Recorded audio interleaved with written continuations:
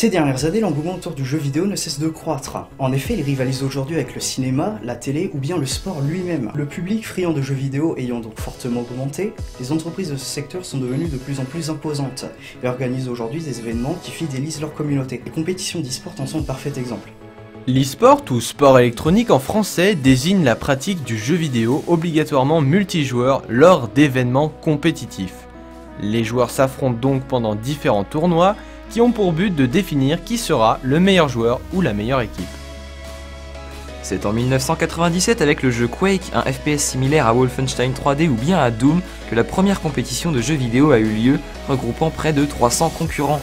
C'est en France en 2003 que le sujet commence à faire parler de lui lors du tournoi Lana Game à Nantes, qui atteint les 820 joueurs sur 3 jours pour sa deuxième édition. Des joueurs de toute l'Europe viennent donc s'affronter durant ce tournoi, faisant de l'événement un des tournants majeurs du jeu vidéo, ce qui lui permet alors de dépasser le simple statut de rencontre sportive et amène les médias à s'intéresser à cette pratique. Depuis le début des années 2010, une multitude de web TV se sont dédiés au sport électronique. Les matchs sont alors diffusés pendant des streams sur de toutes nouvelles plateformes, comme Millennium TV, Eclipsia, OGaming ou bien sur Twitch. Des streams qui laisseront d'ailleurs de merveilleux souvenirs grâce à nos commentateurs préférés.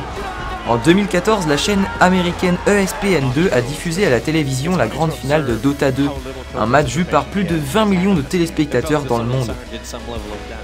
Il y a quelques années, l'e-sport était loin d'être pris au sérieux, seulement aujourd'hui c'est une véritable industrie qui se met en place autour de cette pratique.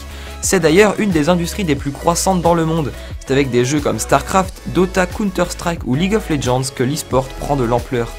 La vision du monde envers le jeu vidéo change et de plus en plus de jeux à tendance compétitive voient le jour. Les médias, les marques et les sponsors se tournent de plus en plus vers l'e-sport, puisque le nombre de spectateurs ainsi que le nombre de joueurs ne cesse de croître. En 2015, l'e-sport aurait généré 195 millions de dollars de bénéfices, un chiffre qui pourrait se voir multiplié par 2,5 d'ici 2017. Cette pratique ne cesse de voir son nombre d'adeptes augmenter, il devrait passer de 89 millions de joueurs en 2014 à 145 millions en 2017, un chiffre encore plus important si on ajoute les spectateurs qui pourraient atteindre 190 millions. Comme dans toutes les compétitions modernes, la récompense ne se limite pas seulement à la gloire mais aussi à l'argent. Alors qu'en 1998, le cash prize pour ce genre d'événement était encore loin d'être prometteur, en 2015, le tournoi The International, se déroulant sur le jeu Dota 2, a atteint le prize pool, somme totale des prix, le plus important de l'histoire de l'e-sport, avec 18 millions de dollars, dont plus de 6 millions de dollars pour le vainqueur. Ça fait rêver. Alors qu'en Occident, la FPS se démocratise, en Corée c'est StarCraft qui lance l'e-sport. Marqué par les guerres et des années de dictature, les FPS restent censurés. C'est donc l'occasion pour StarCraft de se créer un énorme public puisque ce jeu de gestion et de stratégie passe outre la censure. Alors limité par le nombre de jeux disponibles et la croissance du monde informatique, ce sera et ça restera un énorme succès. C'est alors qu'en 2000, l'association coréenne d'e-sport se crée, la KESPA.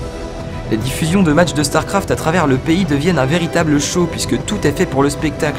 Des commentateurs ultra dynamiques, un décor futuriste s'approchant presque de la science-fiction, jusqu'à la starification des joueurs devenant ainsi de véritables références pour les jeunes. Devant l'ampleur de ces événements, le domaine se professionnalise. Les joueurs ont des contrats, des managers, une gaming house dans laquelle ils s'entraînent des heures et suivent des préparations hors normes. Des écoles se sont même créées dans le but d'apprendre à devenir pro-gamer.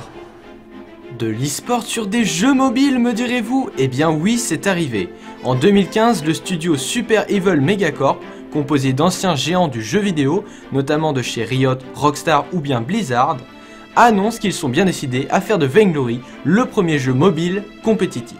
Avec un style MOBA proche de celui de League of Legends et des graphismes sublimes, Vainglory regroupe déjà une grande communauté qui se retrouve autour de tournois compétitifs. En ce début d'année 2016, c'est au tour de Clash Royale, le tout nouveau jeu de Supercell, d'annoncer le premier tournoi de son nouveau jeu de stratégie. C'est donc le deuxième jeu mobile en l'espace de quelques mois à se lancer dans de l'e-sport. On espère que cette vidéo vous aura plu et qu'elle vous aura permis d'en apprendre un peu plus sur l'e-sport.